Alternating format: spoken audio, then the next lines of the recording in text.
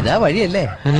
ആത്തെന്തായിരുന്നു പരിപാടി? അമ്പലത്തിലൊരു വഴിപാടിന്റെ കാര്യം പറഞ്ഞ വഴിപാടായിരുന്നല്ലോ, നല്ല കാര്യമായിട്ടായിരുന്നല്ലോ. തോന്നിയ ദിവസം പറയുന്നത്. തോന്നിയ ദിവസം കാണിച്ചിട്ട് ആ പാവം ജവാന്റെ ഫോട്ടോയില് മാലിട്ട് ചന്ദനത്തിലെത്തിക്കണോ അല്ലേ?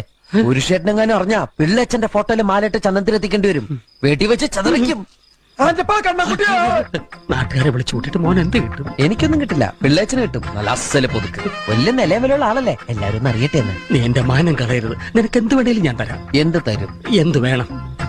അച്ഛന്റെ കയ്യിൽ നിന്ന് കള്ളക്കണക്ക് എഴുതി വാങ്ങിച്ച കുരുടിമുക്കിൽ 25 സെന്റ് സ്ഥലം. അയ്യോ മാധവ, അത് അയ്യാ മാധവ, അത് എഴുതി തരൊന്നും വേണ്ട.